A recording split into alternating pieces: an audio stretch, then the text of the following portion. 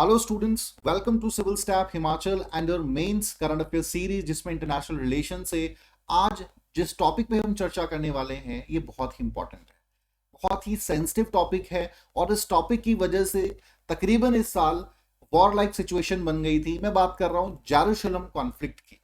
Jerusalem में इस साल कॉन्फ्लिक्ट हुआ and because of that Israel और पैलेस्टीन के बीच युद्ध युद्ध की स्थिति बन गई थी। दोनों तरफ से रॉकेट्स, मिसाइल्स, बॉम्ब ब्लास्ट किए जा रहे थे। Number of people lost their leaves, काफी लोग घरों से बेघर हो गए और एक टेंशन क्रिएट हो गया आपके पूरे विश्व में। ठीक है, तो आज हम इस पे चर्चा करेंगे, क्या बर्निंग इशू था, थोड़ा सा हिस्टोरिकल एस्पेक्ट भी समझेंगे इसराइल और पैलेस्टीन से संबंधित। साथ ही साथ भारत का इस पे क्या रुख है, ठीक है, what exactly India stand on this, उस पर भी बात करेंगे। और क्या एक वे फॉरवर्ड हो सकता है, क्या इसका एक सॉल्यूशन निकल सकता है, उस पर भी इन शॉर्ट हम बात करेंगे। और जेरूशलम जेरूशलम का जो इंपॉर्टेंस है उस पर सबसे इंपॉर्टेंट कि जेरूशलम इतना इंपॉर्टेंट क्यों है।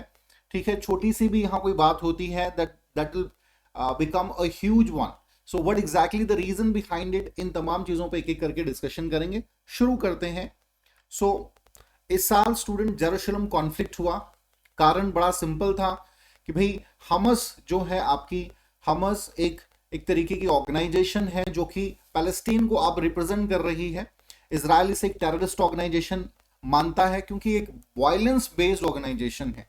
इससे पहले Palestine liberation organisation was in existence, still it is in existence, but अब उतनी पावरफुल रही नहीं है। तो हमस जो है हम कह सकते हैं लीड कर रही है पैलेस्टीन को। इसी साल क्या हुआ कि जो माउंट टेम्पल है, जेरूशलम में माउंट टेम्पल है, वहां पे हमस के कुछ पिलग्रिम, मतलब जो आपके श्रद्धालु होते हैं, दर्शन के लिए आते हैं अल अस्का मॉस्क में। एक ही कैंपस है, उस पर भी एक एक करके मैं आपको डिफाइन करूंगा कि क्या सिनारियो है, क्या नहीं, क्या बातें इससे संबंधित हैं। तो वहां पर हमस से जुड़े हुए कोई व्यक्ति आ गए थे और उन्होंने वहां नारेबाजी अगेंस्ट इसराइल की शुरू कर दी and because of that Israeli forces ने उन पर अटैक किया और वहां से ये मामला गर्मा गया। आफ्टर दैट पैलेस्टीन ने गाजा स्ट्रिप से, वहां से इसराइल पर रॉकेट लॉन्च किए बहुत ज्यादा। ठीक है, तकरीबन 4,000 से भी ज्यादा रॉकेट्स लॉन्च किए गए हैं। तो आप इसी से अंदाजा लगा सकते हैं कि कितना भयानक की सिचुएशन हो गई थी। काफी रॉकेट्स को तो इसराइल ने डिस्ट्रॉय कर दिया, but some of them hit the ground and because of that काफी नुकसान इसराइल को भी झेलना पड़ा। और ऑफ कोर्स इसके ऑपोजिशन में इसराइल ने भी रिटेलिएट किया है। ठीक है, तो ये कुछ मामला रहा दोनों ही देशों के बीच। अब थोड़ा सा अगर हम इस मैप के माध्यम से समझें, अब इस इशू पे तो बात करेंगे, थोड़ा सा इसराइल पे बात कर लेते हैं। क्या इतिहास रहा है इसराइल का, पैलेस्टीन का क्या इशू है, क्यों ये कॉन्फ्लिक्ट है, जरा इस हिस्से को पहले समझ लें, सो दैट आपको फर्दर जो जेरूशलम क्राइसिस हैं या और जो भी फ्रंट्स पे क्राइसिस हैं या कॉन्फ्लिक्ट्स हैं उनको आप अच्छे से समझ पाए। स्टूडेंट्स, ये आप मैप में देख सकते हैं। ज्यूइश सेटलमेंट्स जो हैं पैलेस्टीन लैंड में, ये पूरा जो ग्रीन आप देख पा रहे हैं, it is basically a Palestine, it is basically a Palestine. और ये बहुत ही कम आपको वाइड जो फॉर्म में दिख रही हैं, ये इसराइल या ज्यूइश सेटलमेंट्स आप देख पा रहे हैं। ठीक है, ये 1917 से 1947 तक के बीच की जो सेटलमेंट्स हैं। उसके बाद जब पार्टीशन हुआ, पार्टीशन प्लान या जिसे two nation theory suggested by United Nation, उसके तहत इसराइल को ये हिस्सा मिल गया और पैलेस्टीन को ये आपको हिस्सा मिल गया। बट उसके बाद आपके अटैक्स हुए, इसराइल अरब वॉर हुआ 1948 का, पूरे Arabian nation, Egypt, Jordan, Syria से घिरा हुआ है इसराइल। उन्होंने मिलकर इसराइल पे अटैक किया बट हार गए इसराइल से। ठीक है, और उसकी वजह से इसराइल का एरिया और बढ़ गया। इस मैप में आप देख सकते हैं 1949 to 67, then six days war 67 में हुआ। ठीक है, उसमें भी कुछ एरिया इसराइल ने जीता। एंड नाउ अगर प्रेजेंट हम देखेंगे, सो पैलेस्टीन सेटलमेंट्स कुछ वैसे ही दिख रही हैं जैसे 1947 या उससे पहले ज्यूज सेटलमेंट्स इस पूरे रीजन में दिखती थी। अब इसका इतिहास क्या है और क्या इसका सोर्स है। Before that let us understand about 3 important religions. ठीक है, सबसे पहला है जुडाइज्म,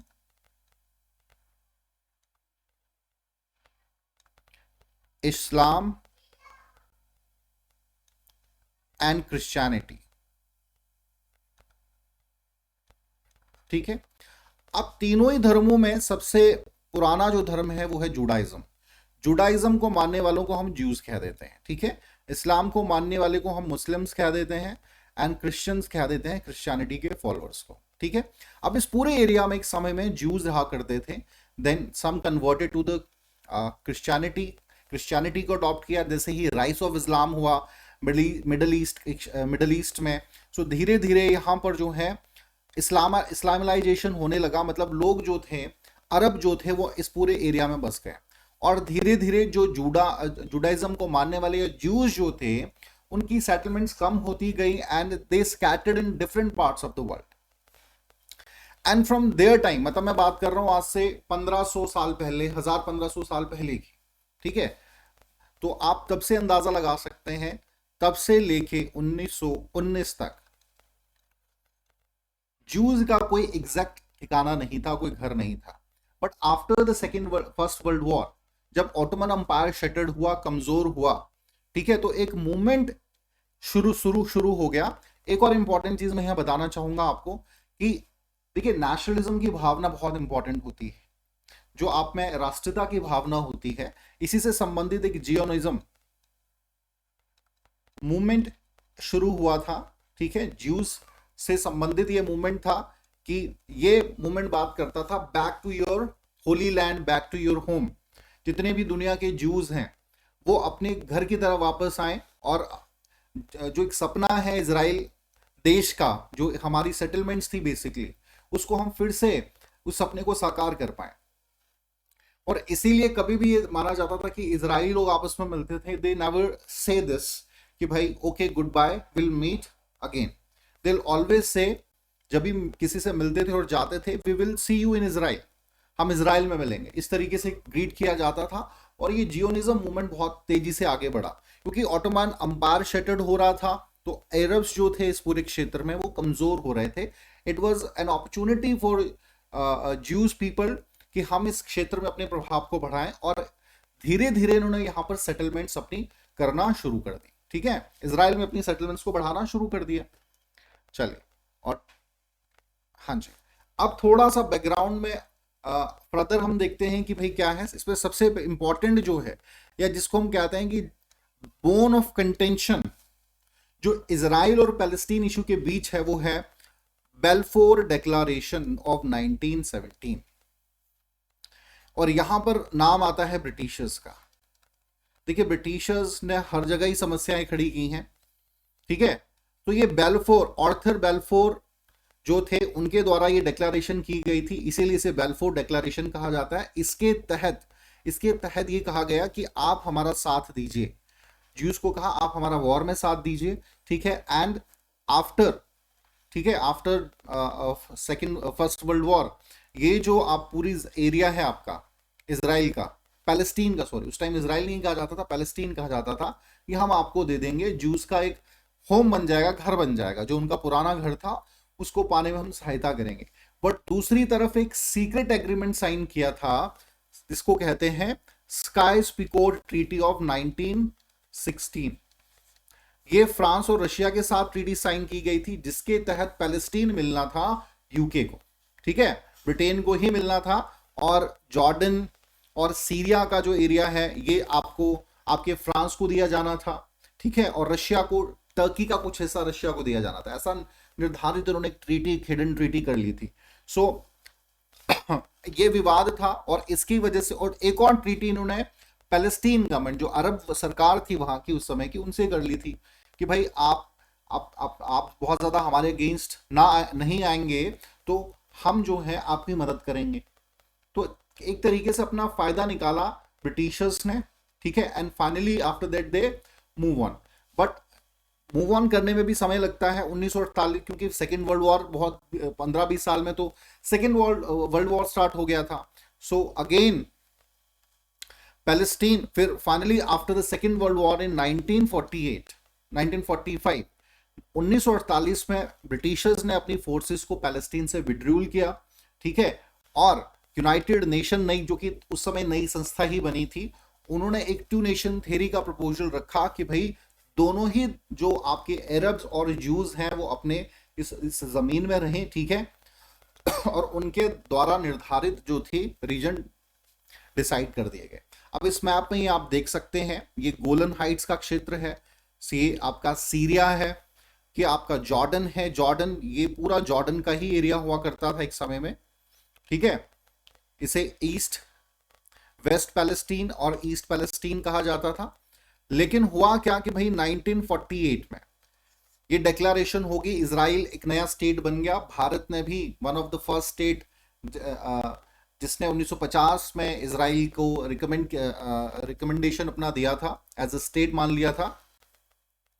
तो स्टूडेंट्स अब यहां पर हुआ क्या कि 1948 में जितने भी अरब नेशंस हैं, क्योंकि अरब नेशन से घिरा हुआ है, लेबनान है, सीरिया आप देख सकते हैं, जॉर्डन है, इजिप्ट है, ठीक है। यहां पर एक डेजर्ट भी आता है, नेगेव डेजर्ट। एक बार प्रीलिम्स में सवाल पूछ लिया जाता है कि भाई इजराइल में कौन सा डेजर्ट आता है, तो नेगेव डेजर्ट है। इन्होंने अटैक कर दिया, ठीक है। इसे कहा जाता है इजराइल अरब वॉर, और इस वॉर में बुरी तरीके से इजराइल ने इन सभी अरेबियन नेशंस को हरा दिया, और इसकी वजह से ये जो ईस्टर्न साइड है, सॉरी वेस्टर्न साइड है, इस पर कब्जा कर लिया। वेस्ट बैंक का, ये वेस्ट बैंक का क्षेत्र है, ठीक है, वेस्ट बैंक वेस्ट बैंक का क्षेत्र है, और इस क्षेत्र का जो वेस्टर्न पार्ट है ये कब्जा कर लिया, और जो ईस्टर्न साइड था दैट वाज अंडर जॉर्डन, ठीक है।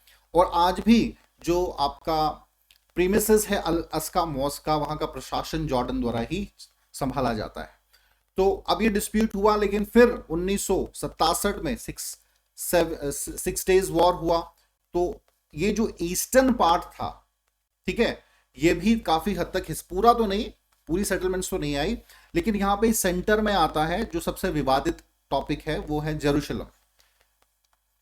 जेरूशलम जो है सेंटर में रख लीजिए, यहां कहीं आता है आपके वेस्ट बैंक रीजन के, ठीक है। और अब इसका जो eastern part which was ruled by Jordan, अब उस पर भी अधिकार किसने कर लिया, इजराइल। तो कॉन्फ्लिक्ट्स हुए, युद्ध हुए, और उसकी वजह से इजराइल का क्षेत्र बढ़ता ही चला गया। अब यहां से कॉन्फ्लिक्ट की शुरुआत हो गई। यहां की जो सेटलमेंट्स थी उससे संबंधित, एक रिलीजियस साइट है जेरूशलम, उससे संबंधित, ठीक है। आगे जरा इस पे बात करते हैं। ये आप देख सकते हैं किस प्रकार से ये हुआ है, जो वॉर हुआ था, सेटलमेंट्स बदली हैं, कैसे फोर्सेस इजिप्ट, जॉर्डन, इन सभी एरिया से मूव की इजराइल में against Israel, and then finally Israel का क्षेत्र बढ़ के कितना हो गया 1948 में, जो मैं भी बात कर रहा था, ठीक है। सो इसके अलावा पीएलओ जो थी वो लीड कर रही थी पैलेस्टीन को। यासिर अराफात का नाम आपने सुना होगा, बहुत लंबे समय तक उन्होंने बागडोर संभाल रखी, पैलेस्टीन की अलग एक राज्य की जो मांग है उसको बनाए रखा। बट धीरे धीरे अब जो जड़ें थी पीएलओ की वो कमजोर हो रही थी, बिकॉज कोई सॉल्यूशन निकल नहीं रहा था। और 1987 में एक अलग संस्था अस्तित्व में आई जिसका नाम था Hamas. It was a violence based organisation, ठीक है, violence based organisation, and they believe in the ideology, ठीक है। ये इस इजिप्शियन बेस्ड ही ऑर्गेनाइजेशन थी, and they believe in the ideology that we will take back every inch of Palestine. Palestine की हर जमीन का हर हिस्सा हम वापस लेंगे, और इसके चाहे हमें ब्लडशेड ही क्यों ना करना पड़े।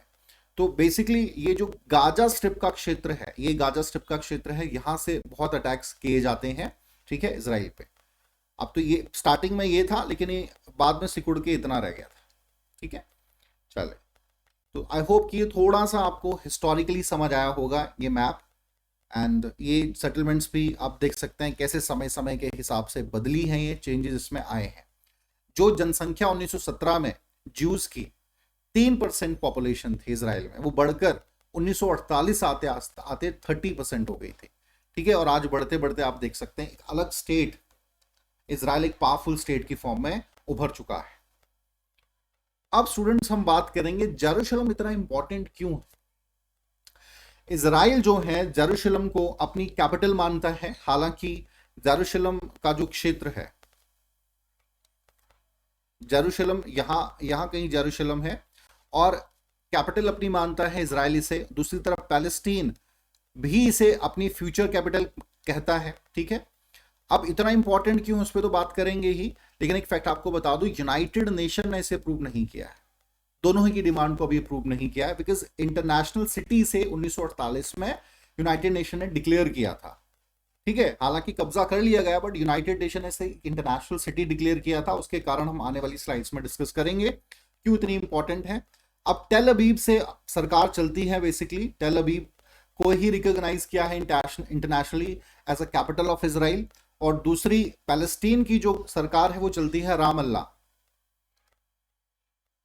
से। ठीक है, ये जगह आपको जरूर पता होनी चाहिए, ये नाम आप अपने आंसर्स लिखेंगे उसमें ऐड करेंगे, या कई बार प्रीलिम्स में भी ये सवाल पूछ लिए जाते हैं इनसे संबंधित। तो दोनों का ही इंटरेस्ट जेरूशलेम में हमेशा से ही था। अब कारण क्या है इसके पीछे, उस पर आते हैं।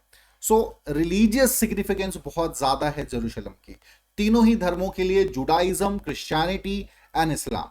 क्यों है उस पर बात करेंगे।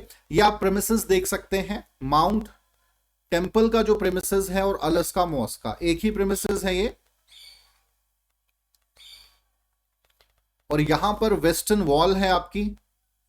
ठीक है, वेलिंग वेस्टर्न वॉल जिसे कहा जाता है, ज्यूज के लिए बहुत ही धार्मिक स्थल है। सो अब थोड़ा सा इस पे मैंने अभी आपको हिस्टोरिकली थोड़ा सा मैंने फैक्ट्स बताए। एक फैक्ट मैं आपको बता दूं, क्योंकि ऑब्वियस सी बात है कि ज्यूज का जो सबसे पुराना धर्म है, तो इनकी आस्था इस रीजन से सबसे पहले जुड़ी ही, और सबसे पहले माउंट टेम्पल यहाँ पे एग्जिस्टेंस में आया। बट जैसे जैसे आपकी क्रिश्चियनिटी का क्या इससे जुड़ाव है वो मैं बता देता हूं आपको। ठीक है, आने वाली स्लाइड में और डिटेल में हम डिस्कस करेंगे। जीसस क्राइस्ट का बर्थ प्लेस बेथलेहम है, और बेथलेहम बहुत नजदीक है जेरूशलेम के, और उनकी लाइफ का एक बहुत बड़ा हिस्सा जो है जेरूशलेम में व्यतीत हुआ, तो इनके लिए, क्रिश्चियंस के लिए भी इंपॉर्टेंट है जेरूशलेम। और तीसरा, अब जब राइज ऑफ इस्लाम हुआ तो यहां पर अल अस्का मॉस्क जो है वो एग्जिस्टेंस में आई, बनाई गई। और इवन जो माउंट आपका टेम्पल है, माउंट टेम्पल का भी इस्लामाइजेशन किया गया। ऑब्वियसली ऐसा होता है ना, जैसे इंडिया में भी बहुत से ऐसे स्ट्रक्चर आपको मिलेंगे, बहुत से मंदिर मिलेंगे जिनको मॉस्क में बना दिया गया।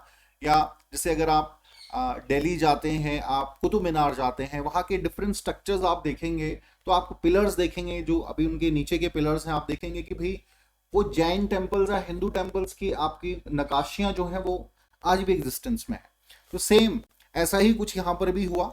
तो आस्था माउंट टेम्पल के साथ इस्लाम धर्म से लोगों की जुड़े हुए लोगों की भी है, और ज्यूज का तो सबसे धार्मिक स्थल ये है।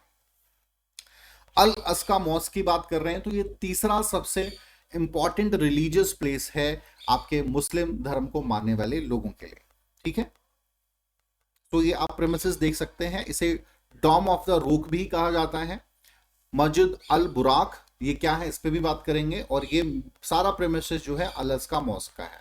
ठीक है, इसी से संबंधित विवाद है, क्योंकि तीनों ही धर्मों की आस्था है, तीनों ही धर्मों के लोग यहाँ आते हैं, और इसी की वजह से कॉन्फ्लिक्ट्स अक्सर हमें जेरूशलेम में देखने को मिलता है।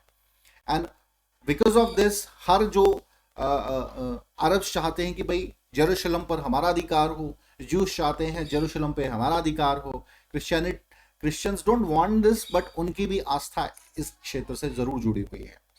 चले, सो सबसे पहले हम बात करते हैं टेम्पल माउंट की। तो टेम्पल माउंट ये आप देख पा रहे हैं, जुडाइज्म से जुड़ा हुआ है, और ये यहाँ पर मंदिर, इस प्रेमिसेस में बेसिकली जूज एंटर नहीं करते हैं। दे बिलीव कि यहाँ पे जो होली स्पिरिट्स हैं, जो एंजल्स हैं, वो विचरित करते हैं, उनके जो भगवान हैं वो विचरित करते हैं, उनके रहने का ये स्थान है।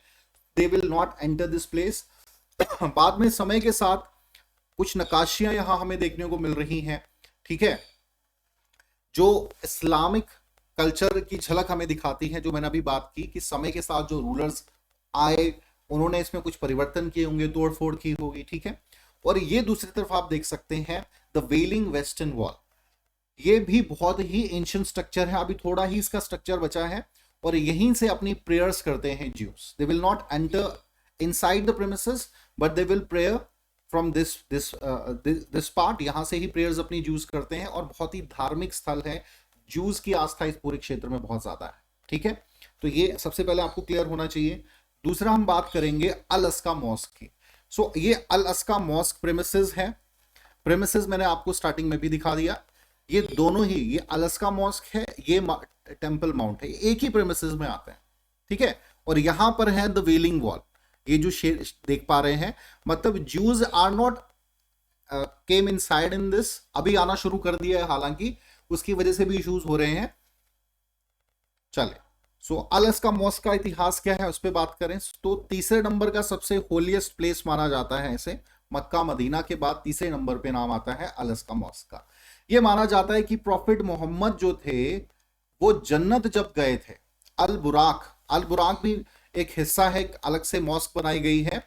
बुराक जो है बेसिकली ये एक क्रिएचर था जो प्रॉफिट्स को जन्नत लेके जाता था, ठीक है। तो ये आप इमेज में देख सकते हैं, ठीक है। तो यहां से बेसिकली माना जाता है प्रॉफिट मोहम्मद जो थे वो जन्नत गए थे, ये आस्था है और इसीलिए ये जो आस्था का प्रतीक ये मॉस्क है और बहुत ही इंपॉर्टेंट है आपकी पूरी दुनिया के जो मुस्लिम है उनके लिए। अब तीसरा धार्मिक स्थल है आपका चर्च ऑफ होली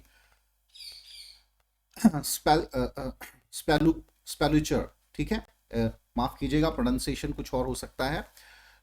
ये भी बहुत धार्मिक स्थल है। अब इसका सबसे बड़ा कारण क्या है, मैंने स्टार्टिंग में थोड़ा सा आपको बताया कि जीसस क्राइस्ट का जो बर्थ प्लेस है वो बेथलेहम था,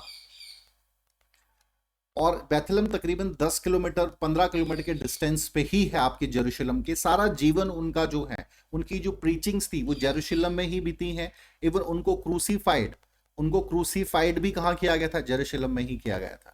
लास्ट सपर जो उनका हुआ था, अंतिम जो भोजन उन्होंने किया था, वो भी आपके जेरूशलम में। तो सारे एक्टिविटीज जेरूशलम से संबंधित है, इसीलिए क्रिश्चियनिटी की आस्था का प्रतीक है, बहुत ही इंपॉर्टेंट ये चर्च है, ठीक है। और यहाँ पर भी हर साल नंबर ऑफ पेलिग्रिम्स जो क्रिश्चियनिटी से संबंधित हैं, जो इस धर्म को मानते हैं, वो विजिट करते हैं। तीनों ही धर्म की आस्था का प्रतीक है और अक्सर इसकी वजह से कॉन्फ्लिक्ट होते हैं। अब जरा आते हैं करंट डिस्प्यूट जो जेरूशलम में हुआ है उस पर।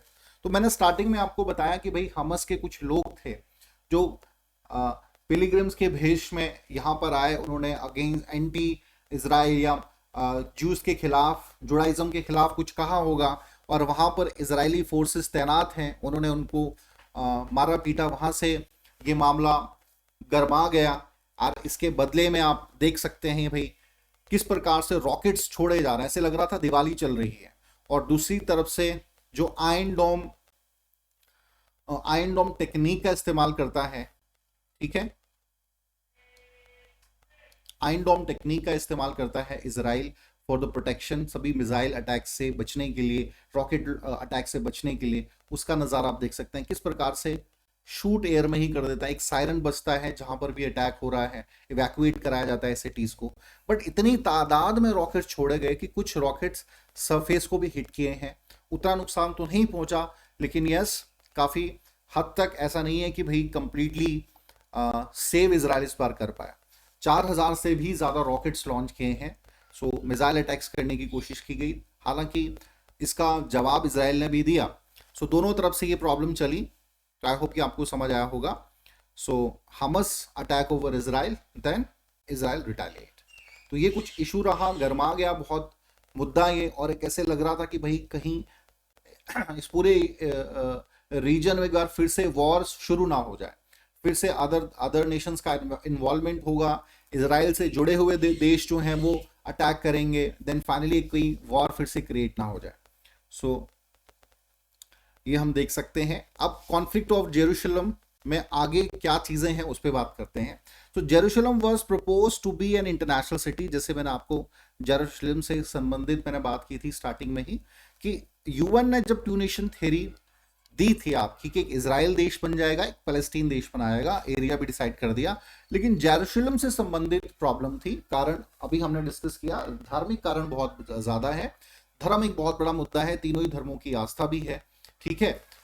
तो इसीलिए इसे जो था किसी भी देश के अंदर नहीं रखा गया, इसे एक इंटरनेशनल सिटी डिक्लेयर कर दिया गया, ठीक है। पर बाद में जो वॉर्स हुए इसकी वजह से इजराइल ने इस पर अपना अधिकार कर लिया। कुछ पार्ट जॉर्डन के क्षेत्र में है, ईस्टर्न जो आपके 1967 से पहले ईस्टर्न जो जेरूशलम था that was the part of Jordan, ठीक है। ये हमें देखने को मिलता है। लेकिन जब 6 डे वॉर हुआ तो इस पर भी अधिकार किसने कर लिया, इजराइल ने।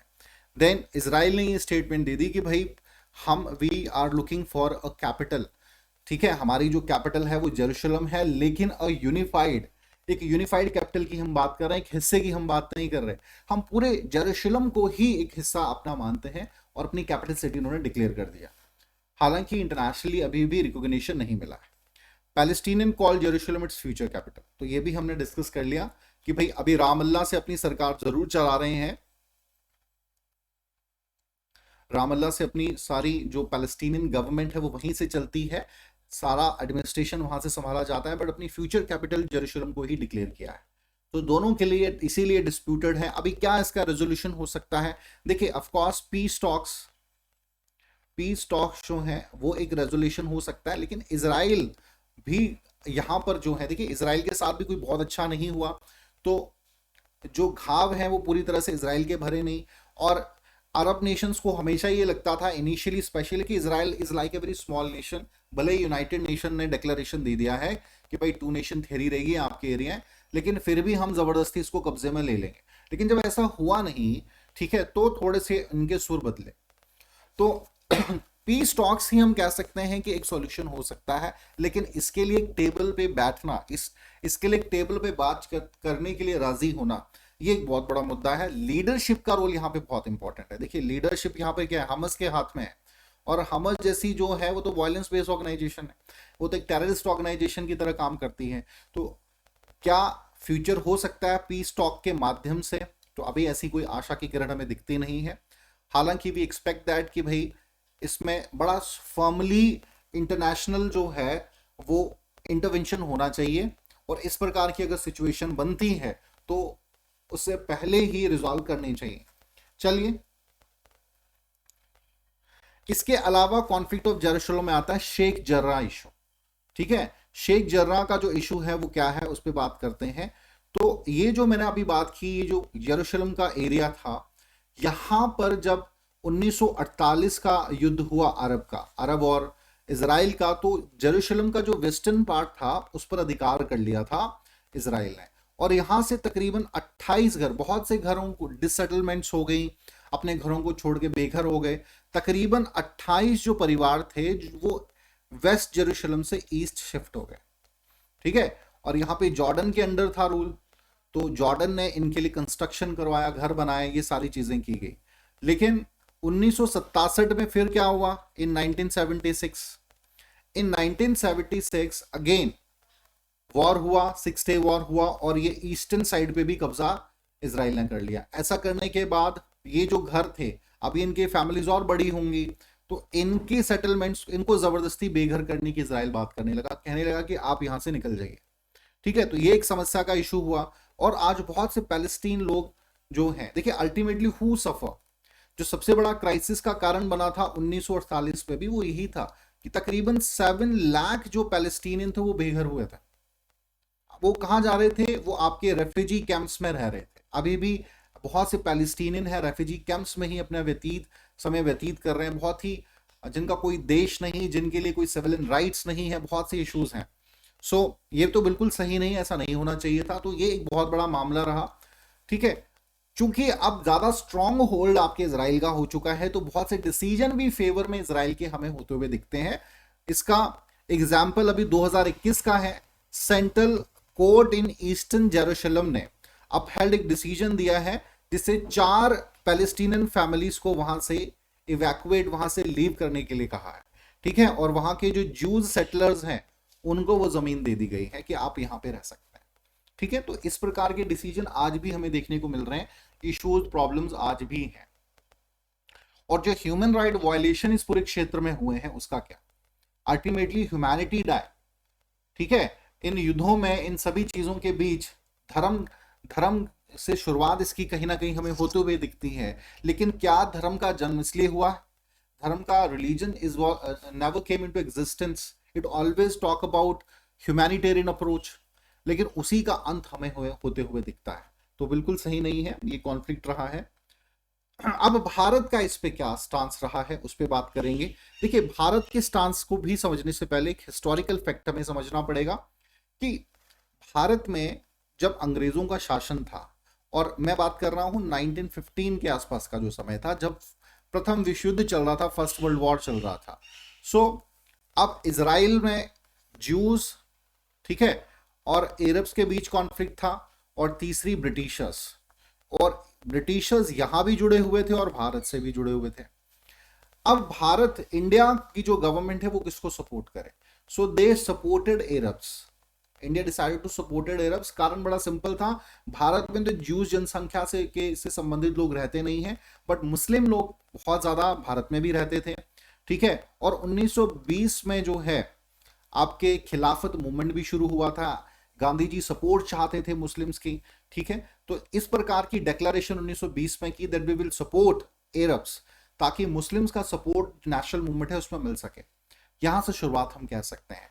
1948-1950 में पीएलओ, मतलब भारत ने हमेशा ही पैलेस्टीन को सपोर्ट किया, ठीक है। और पीएलओ की गवर्नमेंट को रिकॉग्नाइज किया भारत ने कि ये जो गवर्नमेंट बनी है यही रिप्रेजेंटेटिव फॉर्म गवर्नमेंट है आपके पैलेस्टीन की, ये उन्होंने माना। लेकिन समय के साथ बहुत से परिवर्तन आ गए, स्पेशली जो डिसेंट्रलाइजेशन ऑफ यूएसएसआर हुआ 1991, और हमारी इकोनॉमी में परिवर्तन आए, न्यू इकोनॉमिक पॉलिसी की शुरुआत हुई, हमारा ओरिएंटेशन ऑफ इजराइल की तरफ होने लगा, ठीक है। अब कुछ ये आपके इवेंट्स हुई हैं जिसके माध्यम से हम समझ पाएंगे। So India recognise Israel in 1950, but it also the first non Muslim country या Arab country to recognise Palestine liberation organisation, ठीक है, जिसने रिकॉग्नाइज किया था पीएलओ को एक रिप्रेजेंटेटिव गवर्नमेंट की तौर पे पैलेस्टीन की। उसके बाद India is also one of the first country to recognise statehood of Palestine. Palestine का जो स्टेटहुड है उसको भी रिकॉग्नाइज भारत ने किया 1988 में। तब हम चाहते थे कि पैलेस्टीन के साथ हमारे संबंध अच्छे हों। अब देखिए सिंपल है, भारत ऐसा क्यों चाह रहा है? क्योंकि यहाँ पर अरब्स हैं और भारत अपनी मिडिल ईस्ट में रीच को बढ़ाना चाहता था, ठीक है। तो उनको ये था कि हम अगर पैलेस्टीन को सपोर्ट करेंगे तो इसका फायदा हमें मिडिल ईस्ट में भी मिलेगा, मुस्लिम नेशंस में भी मिलेगा, बट ऐसा कुछ होता हुआ हमें दिखा नहीं। In 2014, India favored UNHRC resolution to probe Israel's human right violation in Gaza, ठीक है। भारत ने फेवर किया था United nation UNHRC human right जो कमीशन है उसमें जो ह्यूमन राइट वायलेशन हुए गाजा स्ट्रिप में, ठीक है, इजराइल द्वारा, उस पर फेवर किया था, बट अपनी वोट नहीं दिया। फेवर तो कर दिया लेकिन अपना वोट नहीं दिया। Next in 2018 to treat both the countries mutually independent. अब भारत जो है ना, India is playing smartly now, because growing needs जो इंडिया की हैं, जिसमें डिफेंस नीड्स हैं, हमारी एनर्जी से संबंधित नीड्स हैं, टेक्नोलॉजी से संबंधित नीड्स हैं, वो इजराइल पूरी कर सकता है। और एक हिस्टोरिकली अगर हम बात कर रहे हैं, वी ऑलवेज सपोर्टेड पैलेस्टीन। तो अब भारत जो है बड़े डिप्लोमेटिकली यहाँ पे अपना काम कर रहा है कि दोनों ही देशों को वो सपोर्ट कर रहा है, ठीक है। और यहाँ कहता है कि भाई आप पीस टॉक के माध्यम से अपने मैटर्स को रिजॉल्व कीजिए, ठीक है। नेक्स्ट आता है भाई 1919 में भी एक इवेंट हुआ। 2019 में India voted in favour of the decision introduced by Israel. Israel ने यूनाइटेड नेशन में ये डिसीजन किया कि भाई जो UN economic and social council है वो कंसल्टेटिव स्टेटस ना दे आपकी पैलेस्टीनियन गवर्नमेंट को, ठीक है। इसको सपोर्ट किया, इजराइल का सपोर्ट किया इंडिया ने। तो हमें यहां पे क्लियरली देखने को मिल रहा है इंडिया दोनों ही तरफ अपने संबंधों को बना के रखना चाहता है, बिकॉज मिडिल ईस्ट में भी हम अपनी पकड़ बना के रखना चाहते हैं, ठीक है। और मुस्लिम्स अभी भी भारत में बहुत से हैं जिनका अभी भी सेंटिमेंट जो है वो पैलेस्टीन लोगों से जुड़ा हुआ है, अरेबियन लोगों से जुड़ा हुआ है। तो अगर भारत बड़ा खुल के इजराइल को सपोर्ट करेगा और ये फ्रंट पे आके कह दे कि पैलेस्टीनियंस को हम सपोर्ट नहीं करते हैं, उसके प्रभाव जो है हमें भारत में भी देखने को मिलेंगे। सो ऑफ कोर्स इंडिया वो बिल्कुल नहीं चाहेगा। और लेकिन ये है कि भाई हिस्टोरिकली, कल्चरली, या हम कह सकते हैं कि भाई एक ह्यूमैनिटेरियन पॉइंट ऑफ व्यू से हम देखें तो हम पैलेस्टीनियन फ्रंट को सपोर्ट करते हैं, बट दूसरी तरफ अपने नेशनल इंटरेस्ट को देखते हुए जो कि हमें दिखता है डिफेंस या अदर हमारी नीड्स, ग्रोइंग नीड्स को देखते हुए, टेक्नोलॉजिकल नीड्स को देखते हुए हम इजराइल को भी सपोर्ट करते हैं, ठीक है। तो ये कुछ भारत का स्टांस है इस इशू पे। हालांकि अभी जो मुद्दा चला गरमाया उसको भारत ने भी क्रिटिसाइज किया, ऐसा नहीं होना चाहिए था, और पीस टॉक्स के माध्यम से इसे रिजॉल्व किया जा सकता है। सो तो चलिए स्टूडेंट, आज के लिए इतना ही। आई होप कुछ नई चीजें आपको क्लियर हुई हों, कुछ नई इश्यूज जो हैं कॉन्फ्लिक्ट्स के इससे संबंधित वो आपको क्लियर हुए हों। और आज के लिए इतना ही। नेक्स्ट टॉपिक में हम कुछ नए टॉपिक के साथ फिर आएंगे। So thank you very much.